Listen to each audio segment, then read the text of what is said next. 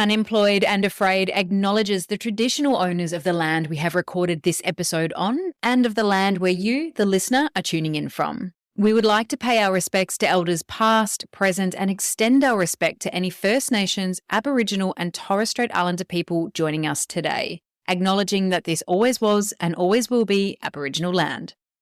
Welcome to Unemployed and Afraid, a podcast that explores the glorious mess of building your own business with the people doing it. I'm your host and fellow business builder, Kim Curtin. Thank you for being here. Let's get into some good, honest, small business chat. Hello, listener. It's good to have you here for another episode of Unemployed and Afraid, ready to hear the story of brave humans building their businesses at all levels and the learnings that come up along the way so that you feel inspired to keep building yours. If you're listening to this episode as it's being released in the second week of October 2023, well, it is quite a time for me. I'm losing the plot a little because I recently found out that I've made the shortlist, the finalist list, if you will, for the Australian Podcast Awards Rising Star category for my work on this here podcast. I know what?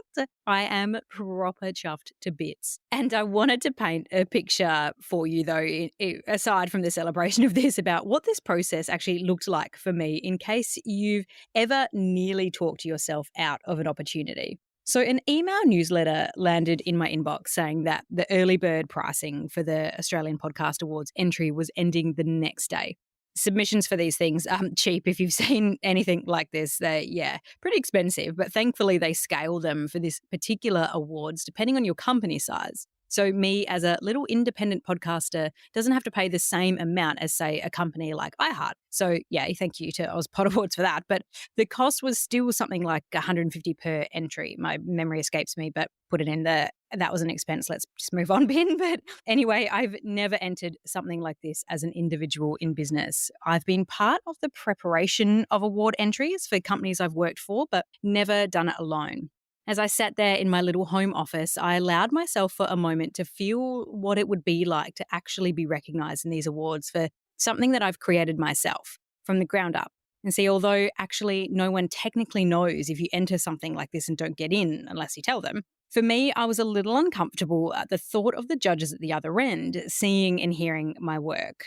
I had no idea how it would present alongside the super professionally produced entries that would likely come from the big production houses and podcast networks. And because I've worked in corporate radio and audio for so many years, I sort of guessed some of those judges might be industry heavyweights that I looked up to or worked for at some stage or alongside. And honestly, the thought of looking like a noob who had no idea and perhaps looking like I didn't even realize how much of a no idea I had was crippling to me.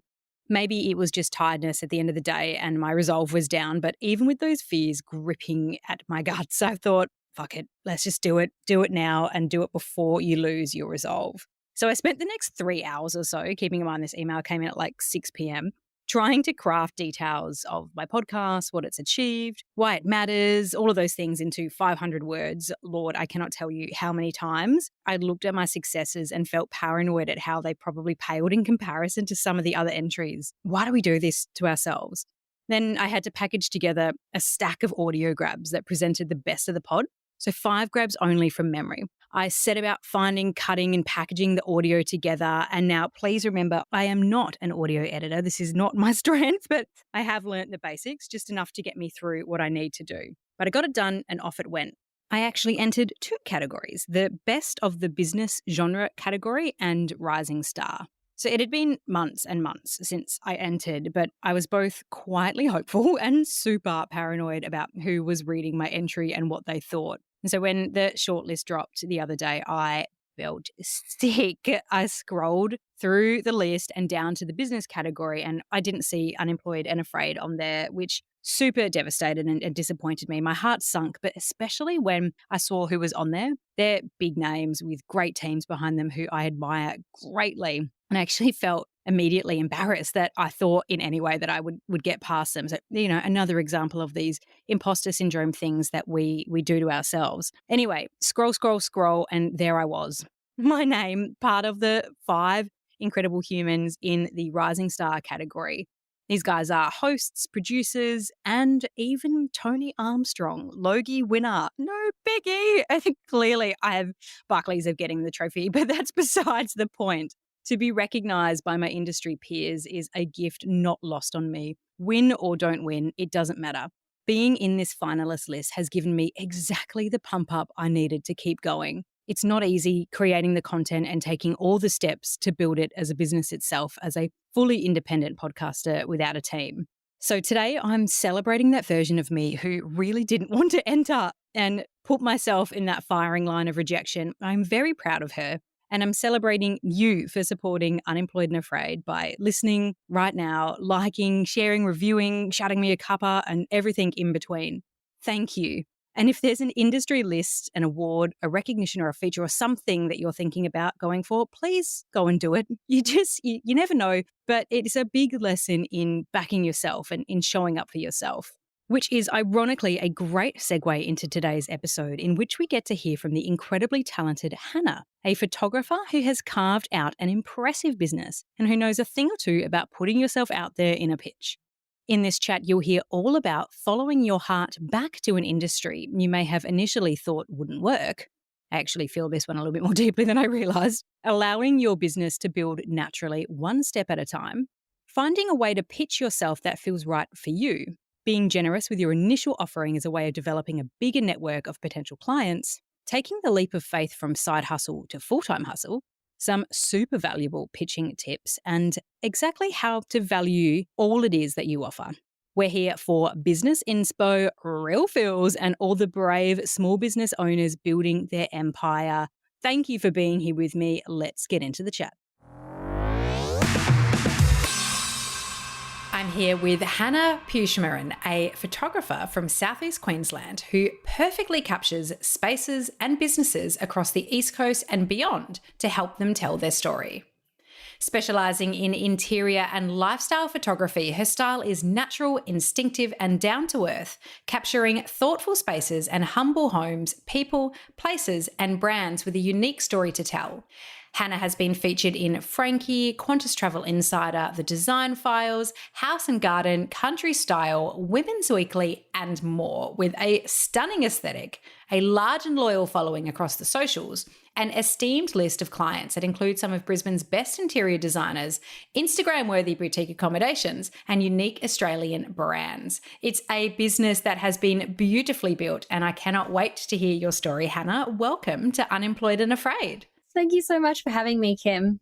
It's a pleasure to have you here, and I just love some of the wonderful spaces that we get to record our podcast from. Of course, when we go out with instructions about, look, we've got to find a nice quiet space, I love seeing where we end up, and we're in your beautiful pantry right now, and I love it. It looks so fun in there. Yeah, a walk-in pantry is something I will never be able to live without ever again. It is so good. And the perfect place for podcast recordings. So if anyone is listening, your wardrobes, your pantries, you are sorted for a studio. So no, thank you so much for joining me, Hannah. Let's start with a bit of a fun one. How would your best friend describe you? My best friend, well, I don't like the term best friend, but I'll pick one, and she's been my lifelong friend. So I think she would call me loyal. And I think she would also say that I'm a hard worker and a creative person. Yeah. Oh, that's wonderful. Do you have like lots of friends that you would count as really great? I have a very select group of friends that I think are all my best friends. And yeah, they're very wonderful. I love all of them equally. So I don't like picking one out. No, that's absolutely fair enough. Would you think any of them would say something funny about you if you had to ask them? Does anyone come to mind? Or someone would probably say that I can be very loud when I get excited. So they're often telling me to lower my voice. Oh, fair enough. Well, we definitely won't tell you to do that here. But let's go back a little bit. So before your incredible photography business, who were you? Before my photography business, I guess I probably was a girl with a camera, didn't really know what to do with it. So I was just trying to work out who I was, and I was studying at uni. I did a communications degree, trying to work out if that was maybe something I wanted to do. I was working as a medical receptionist through my uni degree, and then yeah, at the end of that uni degree, I decided that I wanted to pursue photography more so. And that's, I guess, the point when I tried to work out how to make it a business. Do you think there was something with photography in the first instance that made you think that it couldn't be something that you could pursue at that stage? Looking back on it, I did do a year of photography at TAFE straight out of school. I had been told by my auntie to pursue creative pursuits before doing something a bit more serious in tertiary education. So I was at TAFE, and I think it really did just scare me running my own business. When you're a photographer, it's not very easy to get an employed position. Businesses aren't hiring full-time photographers generally. And I also think they really pushed hard that you would end up being a wedding photographer. And that's what a lot of people did. And I did do that for a bit, but it's not what I wanted to do to begin with. So I think I really shied away from running my own business. And I was 17 at that point, 18. So scary. So that's when I veered off and did something else at uni till I worked out a bit more about who I was, I suppose, and what I wanted to do. Yeah, it's so hard to make any of these decisions at that stage. I mean, 20 odd years later, I'm still trying to figure out what I want to be when I grow up.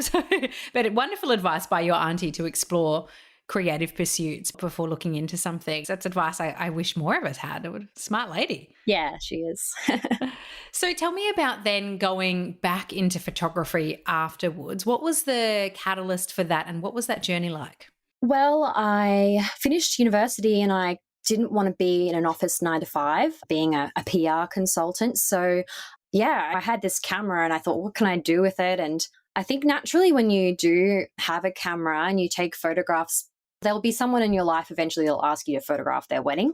And so I started doing that. I think I did do my first wedding that year out of uni. But also at the same time, I had another aunt of mine suggested I photograph her next door neighbor's house. I think maybe she'd picked up on that I was quite interested in magazines and homes and that kind of thing. And she said, why don't you go photograph Sue's house? And so I photographed Sue's little storybook cottage. It was so quirky, and she had chickens running around and lots of antique china, and I just loved it. And she wrote me a little postcard afterwards just saying thank you so much for the photographs of her house and how much she loved them, and that one day I should do a book or something like that. So I thought, wow, that was really fun. And she liked my photographs of her house. Maybe this is something I would love to do. And so alongside doing a bit of wedding photography and that kind of thing, I started photographing local homes and things for my blog. Amazing. And how did you go about approaching people even at that stage to get into their homes and start taking photos? How did that go in terms of sourcing that body of work? Well, this was like 2013. So Instagram had only really just popped up and become popular in 2012, I think. And I had a little Instagram account, and I think I just found a few local girls my age-ish who had some cute homes filled with vintage and cute things, because that's always been my aesthetic. I love secondhand things. And so I just slid into their DMs or something like that, I guess, and got in touch with them. And I just asked if I could come around for an hour or two and photograph their house and pop it on my blog. And yeah, I think maybe occasionally if people would suggest a few, like their friend's house to me or something like that. So just started asking people if I could just come into their homes, and I was always welcomed with open arms, which was so lovely.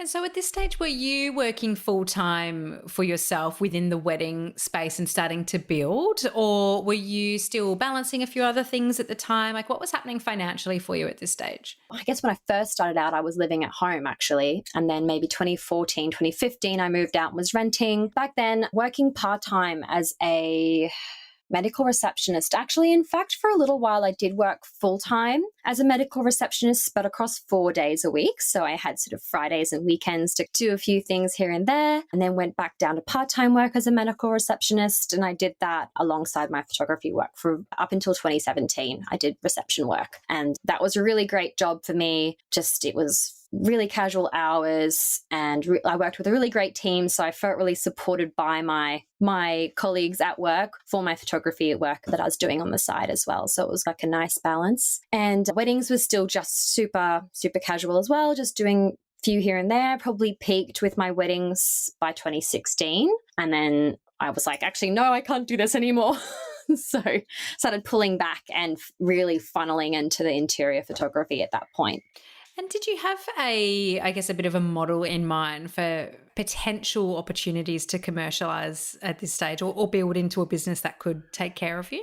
Well, funnily enough, I guess I was firstly inspired about what I could actually make money photographing interiors doing was my wedding florist was also working part-time for a furniture upholsterer, and she said, I know some interior designers that you could do some work for. And so she connected me with these interior design clients of hers, and I did some photography for them. So I think that was like, oh, okay, I can do work for interior designers. I can photograph homes for their websites, for their social media. And that led me to reaching out to a few other local interior designers that maybe didn't have professional photographs already on their website, and just put a little lovely email into their inbox just saying, hey, this is me. These are some of the photographs I've been taking and I would love to work with you. And really started picking up work from that point. Amazing. I find this really interesting for those businesses in particular that sort of need to, creatively pitch themselves into somebody's inbox and say, hey, this is what I do. Could this be something that you would like? Were you pitching at that stage for a financial investment from those guys, or were you focusing on building portfolio? Like, how did that conversation go in terms of pitching with a price? It seems like it'd be scary. A bit before that, so I'd been photographing homes for my website, and then I had actually picked up a bit of work for the Urban List, which is like the online culture website, photographing restaurants and sort of small businesses for them. And then somehow I was photographing Airbnbs for Airbnb. I was sort of contracted by them. They would pay me $99 to go and spend 40 minutes running around this new Airbnb and photographing it. And it was a free service they would offer to their hosts, and I would be paid by Airbnb. So I had those sort of all those kind of things that I already had a portfolio of sorts. Looking back, it was pretty poor portfolio, but it was obviously enough at the time to then just say to these interior designers, hey, this is me, this is my work. If you're ever in need of a photographer, please keep me in mind. It was never like, hey, book me. And I've never been very good selling myself, I think. So it was just a really nice, kind, hello introductory email. And then in terms of pricing myself, so hard. It's still so hard today working out how to price yourself, especially as a photographer. Everyone's prices can be all over the place, and picked a few random numbers and worked. And then slowly over time, you put it up a little bit, or you might hear feedback from other people and it informs you along the way. Yeah. And so how did you then start to gain, I guess, a little bit of traction in that area and things starting to feel like, okay, this side hustle is starting to get a bit more serious?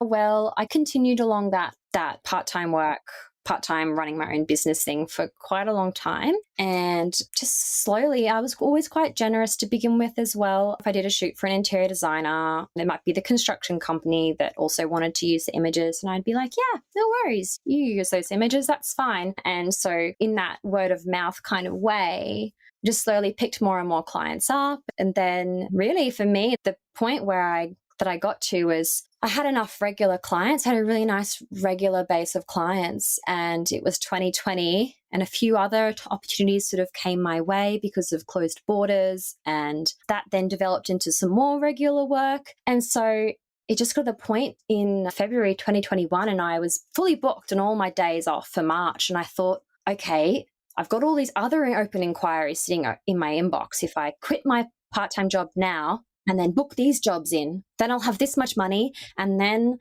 I've already got this other money in my bank account too. So that might keep me going for maybe a couple of months. And then I'll just keep rolling from there and hopefully it'll all be okay.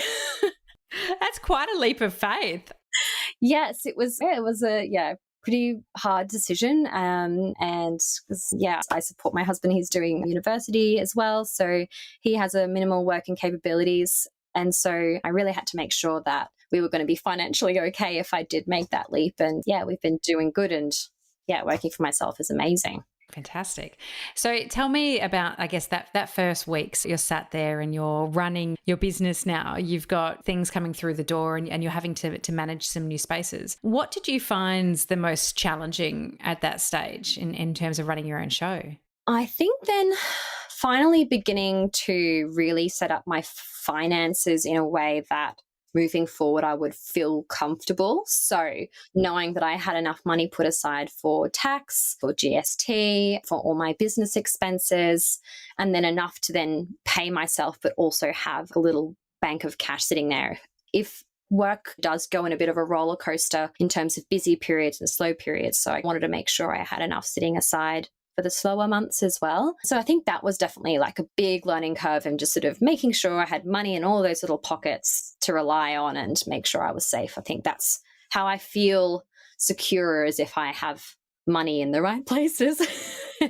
And how do you go about, I guess, forecasting work that's going to come in and planning ahead? Because I know I do imagine with creative pursuits like yours, you have these big projects coming up and, you have things to work on. There's the pre-production phase and, of course, getting in there and taking the beautiful photos and the editing, the process of all of that. How do you balance that experience with then having to look forward and think, okay, I need to start, building up this pipeline a little bit? Yeah, so I already knew in the back of my mind which months were going to be the busier months and then which were the slower ones. So I know that July and December are the real low points for some reason. And then in the middle of spring and middle of autumn, it's quite busy. So, and at this point in time, I'm quite fortunate that sometimes I'll have a bunch of leads open. I'll have inquiries open for up to a year sometime, until when they've made an inquiry first to when they book the shoot and it goes ahead, it can be a year to a year and a half. So sometimes I have a bunch of leads written down and I know when they're looking for booking a shoot in. And so I can look forward and go, okay, well, I've got a lot that's going to come to fruition in September or October. And then I can just know that December, January is going to be a bit quieter. So I can make sure that I'm putting enough money aside just to keep me floating through those quieter weeks. And then also you have to make space for those last minute things that always come up as well. It's always last minute jobs, people hitting you up going, I need this done ASAP. And it's nice to have time to fit those jobs in as well. I can, just imagine that there's those very exciting last minute things that come up. And, thinking about that in terms of some of the features that you've been able to secure, tell me a little bit about how that comes about in your world. Okay, I guess those kinds of shoots come two ways primarily. I often pitch ideas to magazines. So it might be a shoot that I've already done, or a lot of the time it can be a shoot that I haven't done, but that I would love to do. Maybe a business that, I've been watching, keeping an eye on for a little while and just think they could be perfect for that magazine. So I might write an email to the magazine editor and tell them about that business. And if I'm lucky, I'll get a commission from the magazine to go shoot that job. And then other times the magazine might come directly to me as well, just saying, hey, we've got this house or this business we want you to photograph. Can you go out ASAP? Usually, can you go out ASAP and shoot it for us? So yeah, a little bit of both, it coming towards me, but me also putting those opportunities back out there to the magazines. I mean, I find the process of pitching for work or pitching for features and things like that just so deeply fascinating, because I think so many of us can overthink the email that goes out. You get a bit of an idea in your head. Like I've got one right now and I've got the loosest idea for a concept to work with a partner on this podcast, actually. The loosest of ideas. Like I've put no solid groundwork in this. I have no idea how it will work, but I've just got an idea. And the conversation has sort of started. And now I'm at that phase where I need to describe this. And I'm like, oh God, how do you even make this sound appealing? And how do you put it in language that the people on the other end are going to understand your vision that you want to do? I'm interested in how that works for you, if that provides you any challenge, how you overcome it. Can you help me write my email? Okay, so I guess I'm in a fortunate position now where a few editors of magazines know my name. And so when they see an email from me, it's probably likely to be open just because they go, oh, it's from Hannah. I'll check out what she's got to say. But when I'm pitching to somewhere that I haven't had the opportunity to have a feature in their publication before, I usually try to keep it brief. There's editors of magazines are so busy and they want it to be really simple. So I guess starting with the subject line, in fact, I make it really clear that it's a story pitch for, I usually say what segment of the magazine I have envisioned. So if it's a house, I say home editorial pitch, and then a brief description of cute cottage in Queensland countryside. I don't know, something like that. That would be my subject line. And then in my sort of email text, it would be really brief. Hey, my name's Hannah Puechmarin. I'm an interiors and lifestyle photographer based in Queensland. I have this great story idea that I want to share with you. It's about this. And then just go into brief but really concise detail about the story idea and why you think they're perfect for that publication. So usually every magazine has a different kind of thing that they always really look for. So you really got to hone into that. So knowing the magazine or the publication that you're pitching to is so helpful to have in your head beforehand. Tailor your email to that. I usually put a little link into some web res photographs. If it's a really large selection of photographs, I'll bring it down to like just the really wonderful photos. Include those. Maybe just include like a little small one in the email body, just as a little taster. And then a sign off. Thank you so much for your consideration, and I hope to hear from you soon. That's what I do, and sometimes it works really well, and other times you don't hear back at all. Oh, isn't the ghosting always such a challenging one? It's pretty heartbreaking sometimes. It's hard because then you don't know what you've done wrong or how you could make it better for next time. It can be so hard as well. Timing is everything with publications, but you don't know what's happening in behind the closed doors of the magazines. So sometimes they might have already had a story very similar to yours that's just been published or is about to be published, and therefore it's going to be a no to your idea. Yeah, there's so many different factors at play behind the doors that we're not even privy to in the real world. So it's very hard. In the process of working into this incredible business that you can now run and going from that stage where you were able to sort of confidently say what you do in terms of, I'm a wedding photographer, and people go, oh, great, I know how to book that.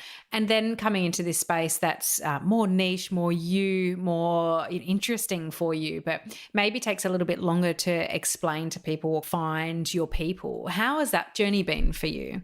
It's really hard. I'm very bad at explaining what I do to people because I'll say, oh, I do interior photography. And then they immediately jump to real estate photography. And so then I do this awkward explanation of how my work's different. And my husband always says to me, oh, you just tell them you do work for magazines and they'll understand. And I thought, yeah, that's probably true. But I don't like to say that I do work for magazines too much because I feel like I'm tooting my horn a bit too much. So yeah, it's always a hard thing describing what I do to people, but generally I can always just bring up my Instagram and show it to them, and that's pretty clear at the end of the day. And just such a beautiful medium, of course, for your offering and for what you do in terms of your social sharing. How much has that played a part in your day and your overall marketing, and how much energy has that taken? Because it does seem for your field in particular, and anything visually creative, there's a lot of competition, there's a lot of noise, there's a lot of sort of relevance going on there. What's that been like for you? It's been a few things. I have always had in my photography contract that my clients tag me as a photo credit. And so number one way that I get my work out there is by just all my clients sharing the work I've done on their own feeds, and that's being shared with all their audiences. So I really feel like that's been quite a key way of me not having to do much work to do that marketing. Like my clients are marketing me for me. And then in terms of then building up my Instagram, I've really just always tried to be quite personal and upfront and honest in that sort of platform. I think I also really hit this market a little bit on the cusp. I was already quite an experienced interiors photographer by the time that interiors and homewares and this kind of whole lifestyle at home thing really became big in the last couple of years. I was already there. And so I was just there at the right moment sometimes is what I feel, and already had enough of that sort of reputation, the word of mouth around my business and my work. So I was just there at the right time in a sense. And then very fortunate then whenever publications as well share my work, I often get a bunch of follows coming through from that as well. So yeah, I really find that Instagram followings do just snowball in a sense. It's really hard to build out to begin with. But once you get into those high thousands, it really just goes and goes. And you just, yeah, it's good. I'm very grateful for everyone. And I'm really lucky to have quite an engaged audience on Instagram as well. What's been the thing that's challenging you at the moment with your industry? With my industry, I think I guess one of the hardest things for me as someone who is an experienced, well regarded, generally photographer in my industry, I get asked quite a lot still for free work. For example, to go to stay at someone's short stay accommodation and photograph their property in return for the stay. So that's the photo swap for a stay thing. I get asked that a lot. And it's a really hard thing to educate people on, is that no, actually, this is my job. Like all the clients that I shoot for short stay accommodations, they are paying me to photograph their property. I also get to stay there when I'm working at the property a lot of the time. And it doesn't feel right to me if I was to then go and do free work for a holiday. It's never really a holiday either. I'm so hyperactive. I really struggle to switch off. So there's a real, I think, problem with that there's a lot of people out there doing free work. And I think that is a really great way to build a portfolio, is doing a bit of free work, but then there has to be a line drawn somewhere at the end of the day that you can't expect everyone just to create free work for you. You gotta pay people and respect that their skills are worth being paid for. And that's what I try to do that to other businesses that I get to work with, as well as pay them what they're worth. Yeah, I couldn't agree more. I think there's an opportunity there to be, really clear when you're in portfolio building stage. I've certainly, in terms of even my own journey, offered up, yep, let me just do this partnership for you for free and it'll be fantastic for a portfolio build and just show what work I can do. And then you got to get to the stage where you're like, yeah, I've been really clear about that now. Okay, that's it. I'm finished now. There's enough of a portfolio build. I'm sort of ready to go into that space. So yeah, I think generally that education around what is a portfolio build agreement and what is a paid opportunity, and is it going to work on both sides? I think that's excellent advice. What is on your wish list at the moment? You have been in some incredible magazines and to some incredible places and photographed so many beautiful things. What's next for you? Yeah, that's a great question, Kim, because it's been something that's been on my mind probably for the last year or so. I am so fortunate that I've really got to this position where I did tick off all these goals that I had so long ago. Be featured in Country Style magazine was one of my huge goals, and I've worked with some of the really amazing interior designers like Anna Spiro, and I'm so grateful that I've ticked off some really amazing things. So I've been thinking, what's next? What are my next goals? Where do I go to next? Currently, I'm really just dreaming about photographing some properties overseas, somehow photographing some beautiful French chateaus. I don't know, just anything like French or Italian is just my vibe right now. Yeah, so I think I'd love to just do some international work, but yeah, that's all that's been on my mind lately. But I think maybe that's just also the Euro summer fever that everyone has. Oh, I must say my Instagram feed is hugely unenjoyable at the moment with everybody's beautiful holidays, and it's amazing. People you haven't heard from for years on the socials, and then you see, oh, there's some blue water, there's a boat. Okay, everyone's out. So rude of them. I know. How dare they? I want to see their home life too. I want to see the boring things that we do in the middle. Get all of that out there as well. How do you find at the moment your day to day? So the balance between understanding all of the business priorities you need to do, the admin, the BAS, all the boring things that we have to do in that space, with finding your creative energy and producing creative work. I don't mind the admin side of things. It makes me feel really in control of my business if I know how much GST I'm going to be paying at the end of the quarter and being across my social medias. And yeah, I really enjoy that admin stuff. And I really like that sort of downtime, that non-client work that I get to do where I can just be at my desk. And yeah, I don't really find it hard in terms of switching over into my creative mode, but it definitely is hard. I just don't have a routine. So every week, every day is just so different.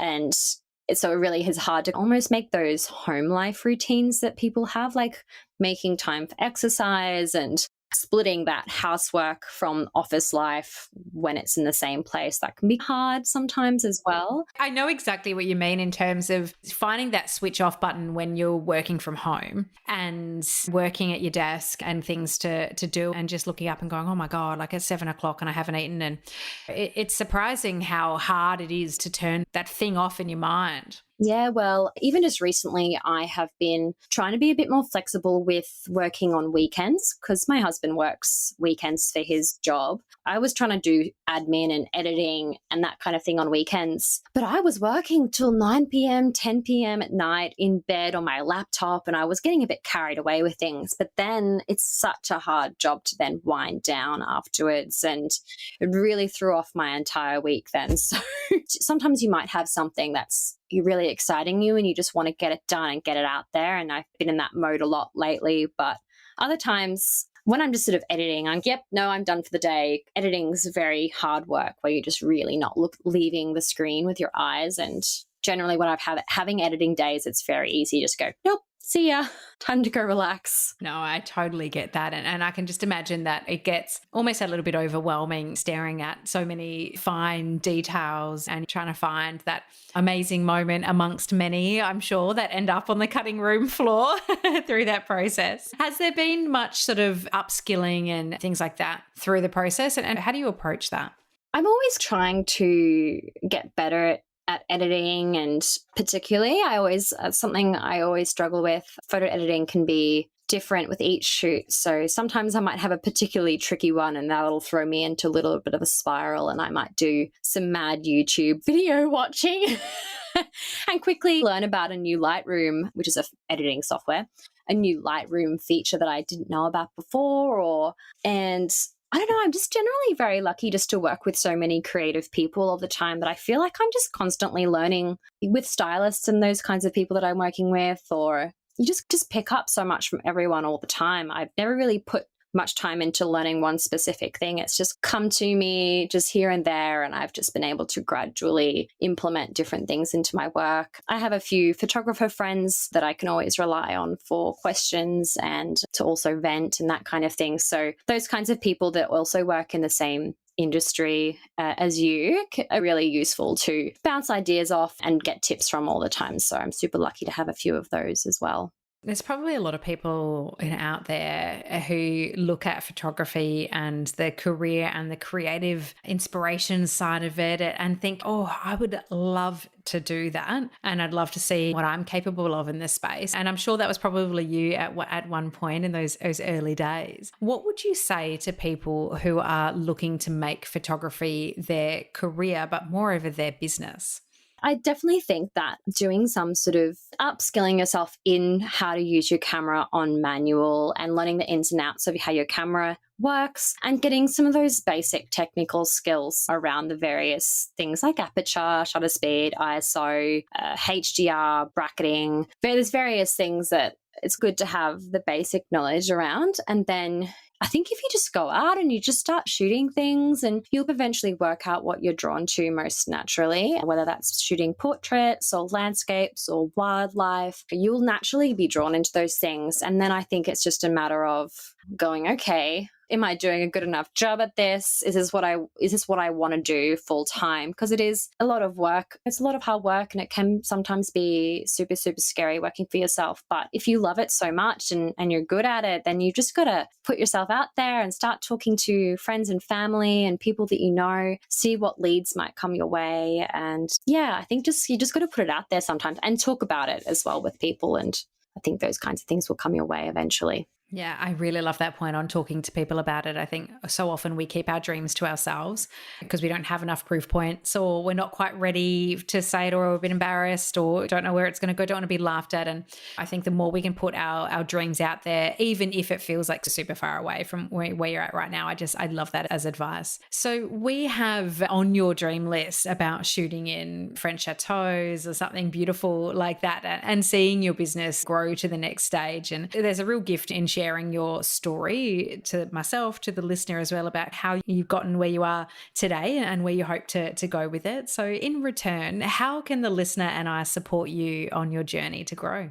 Well, you could follow me on Instagram, but I'm also trying to build my mailing list. So you could also sign up to my mailing list. Something I'm really working on at the moment actually is putting out some really useful resources for my future clients or existing clients, putting some of my knowledge back out there into the world and sharing that. So I've been sharing that on my blog. I have put together a photography tips worksheet with photography, styling, and camera tips that I've outlined that I think will be really useful to some people. So that's been really fun. So if you want to get on board and sign up to my mailing list, I'll be able to send that to you as well.